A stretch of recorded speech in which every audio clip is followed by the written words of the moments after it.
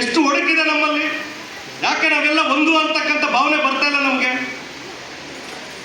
ನಾವೆಲ್ಲ ಮನುಷ್ಯರು, ನಾವೆಲ್ಲ ಭಾರತೀಯರು, ನಾವೆಲ್ಲ ಸ್ವಾತಂತ್ರ್ಯರು, ಅಣ್ಣ ತಮ್ಮಂದಿರು ಅಂತಕ್ಕಂಥ ಭಾವನೆ ಯಾಕೆ ಬರ್ತಾ ಇಲ್ಲ ನಮಗೆ. ಇವತ್ತಿಗೂ ಆ ಧರ್ಮದ ಹೆಸರಿನಲ್ಲಿ, ಜಾತಿ ಹೆಸರಿನಲ್ಲಿ ಆ ಕಲಹಗಳು, ಜಗಳ ಎಷ್ಟು ನಡೀತಾ ಇದೆ, ಎಷ್ಟು ಭಾರತ ಇದೆ ದೇಶಕ್ಕೆ. ಯಾಕೊಂದು ಭಾರತ ಆಗಲಿಲ್ಲ? ನಮ್ಮ ಸ್ವಾತಂತ್ರ್ಯ ಹೋರಾಟಗಾರರು ಏನು ಕನಸು ಕಂಡಿದ್ರು, ಒಂದು ಭಾರತ ಆಗಬೇಕು ಅಂತೇಳಿ, ಮಹಾನ್ ಭಾರತ ಆಗಬೇಕು ಅಂತೇಳಿ. ಯಾಕೆ ಆಗ್ತಾ ಇಲ್ಲ ಅದು? ಇಲ್ಲಿ ಸಮಯದ ಅವಕಾಶ ಬಹಳ ಕಡಿಮೆ ಇದೆ, ಹೆಚ್ಚು ವಿಷಯಗಳಿಗೆ ಹೋಗೋಕ್ಕಾಗೋದಿಲ್ಲ.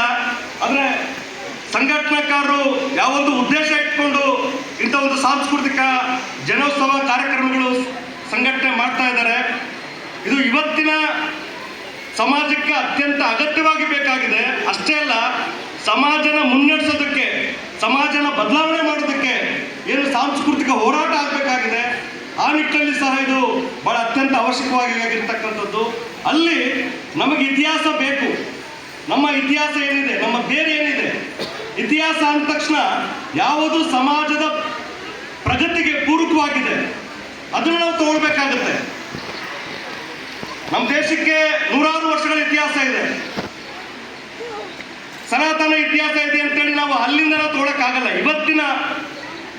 ಇವತ್ತಿನ ಸಾಮಾಜಿಕ ಪರಿಸ್ಥಿತಿಯೊಳಗೆ ಯಾವ ನೀತಿ, ನೈತಿಕತೆ, ಮೌಲ್ಯಗಳು ಸಮಾಜವನ್ನು ಮುನ್ನಡೆಸುತ್ತೆ, ಎಲ್ಲರನ್ನೂ ಸಮಾನಾಗಿ ಕಾಣುತ್ತೆ, ಆ ವಿಚಾರ ಬೇಕಾಗಿರ್ತಕ್ಕಂಥದ್ದು ನಮಗೆ.